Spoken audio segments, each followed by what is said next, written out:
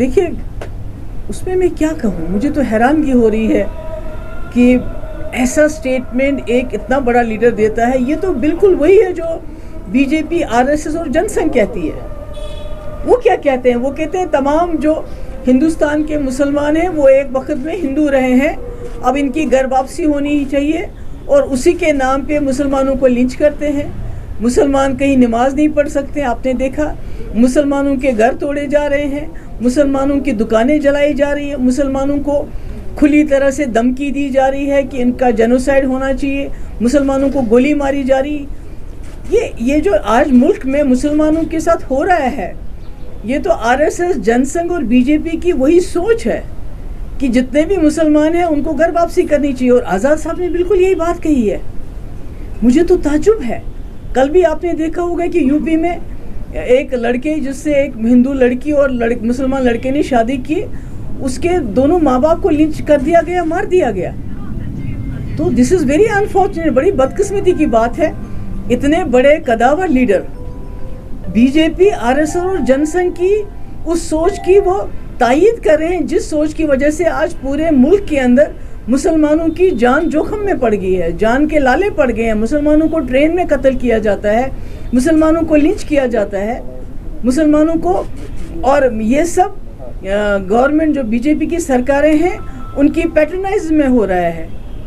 आज तक तो कभी नहीं सुना है कि सरकारें मकानें गिराते हैं, सरकारें मकान बनाती हैं लोगों के। ये तो लोग मुसलमानों के मकान गिरा रही है। तो ये सोच कहाँ से आई? ये तो आरएसएस की सोच है, जिसका बदकिस्मती से आज़ाद साहब ने सपोर्ट किया है। इसका मतलब ये होगा कि इससे ये जो ताकतें हैं, जो मुसलमानों की घर वापसी की बात करते हैं, मुसलमानों के हिंदू होने की बात करते हैं, आप उनको एनकरेज कर रहे हैं कि वो और ज़्यादा मुसलमानों पे जुल्म करे। इससे बड़ी बदकिस्मती की और कोई बात नहीं। आपको नहीं लगता कि ये एक रिलीजन का जेनोसाइड हो रहा है? प्लस अगर कंट्री लेवल पे देखें, जिस तरह से आपने कहा कि पूरे मुल्क में इस तरह के वाक़यात नजर आ रहे हैं, आपको नहीं लगता कि यूएन को अभी जो मैंने ऑलरेडी इस सवाल का जवाब दिया जी, और बताइए। हाल ही में लद्दाख में थे मैम, उनका कहना था कि जो होम मिनिस्टर ने कहा कि एक इंच जमीन जो है चाइना निकाल चुका है, लेकिन हमने यहाँ पे लोगों से बात की और वहाँ की जो है चाइना जो है लद्दाख की टेरिटरी के अंदर आई है। तो एचएम के जो दावे थे वो खोखले साबित हो रहे, तो उसमें आप क्या कहना चाहेंगे मैम? देखिए, it's not just today that Rahul Gandhi is talking about it. It has been last many years since the Chinese army has come into the Ladakh territory, और कोई 1000 स्क्वायर किलोमीटर से ज़्यादा ज़मीन ली, जो ग्रेजिंग लैंड है, जो घास चराए है, जहाँ हमारे जो लेह के लोग थे अपने भेड़ बकरियाँ ले जाते थे चराने के लिए। अब वो लोग वहाँ नहीं जा सकते हैं। ये लेह के लोग कह रहे हैं, जिसको राहुल गांधी जो है उसको एक्सप्रेस कर रहे हैं। It's not about what Rahul Gandhi is saying. It's about what the people of Leh are talking. What the people of Leh are claiming that they can't take their animals. देखिए, पहली बात, the first thing is that जो मिशाल मलिक है, I am not, मैं उसकी कोई वकील नहीं हूँ, वकालत नहीं कर रही हूँ। She is not terror convict like Sadhvi Pragya. Is she? No. Her husband Yasin Malik has been convicted. When a terror convict like Sadhvi Pragya goes around, advocating openly to sharpen your knives, to kill so and so. Even the Prime Minister at one point of time said, when Sadhvi Pragya used very abusive language about Gandhiji, he said कि my heart is not going to forgive her, but she is roaming outside, like anybody. Sadhvi Pragya, जो मिशाल मलिक है, वो तो कोई मुजरिम नहीं है। साध्वी प्रज्ञा की तरह वो मुजरिम नहीं है। यासीन मलिक की तरह उसको किसी दहशतगर्द इल्ज़ाम में मुलजिम नहीं ठहराया गया है। और ये Pakistan, this is something internal matter of Pakistan. और I think the BJP government should learn a lesson from them, because Pakistan is trying to reward and honor those people who they think have been pleading their cause in J&K. What about the people like Sheikh Saab?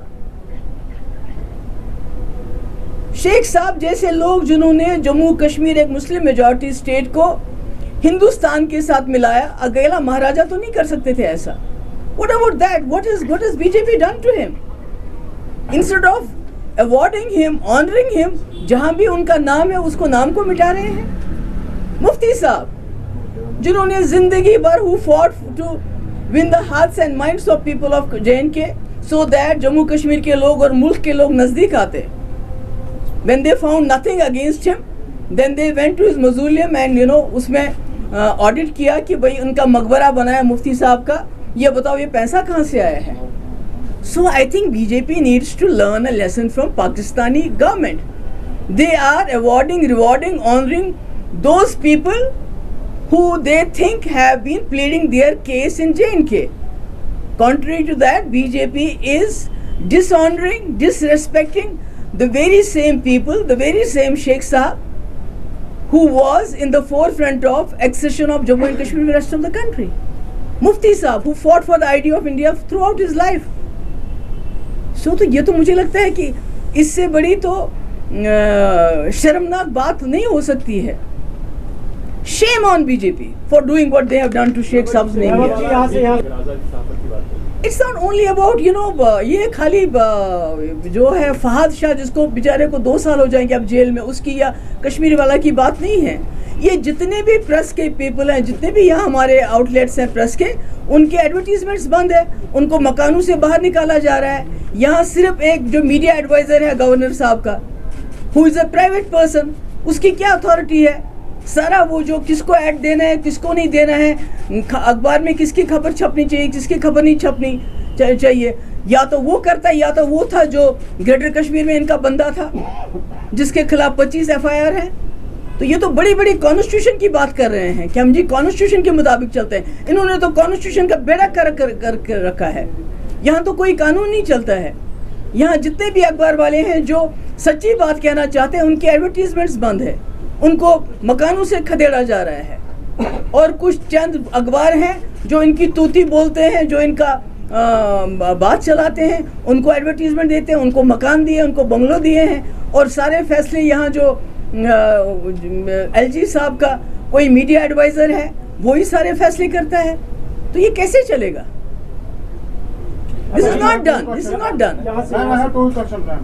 Ma'am अभी आधे घंटे पहले LG Manoj ने बयान दिया SKICC में। मैं अगर मिसकोट में उनको करूं तो उनका ये कहना है those misguiding people on land for landless or responsible for 50,000 innocent killings को मॉनिटर। देखो वो क्या कहें, उनको हम ये मैं बताना चाहती हूँ।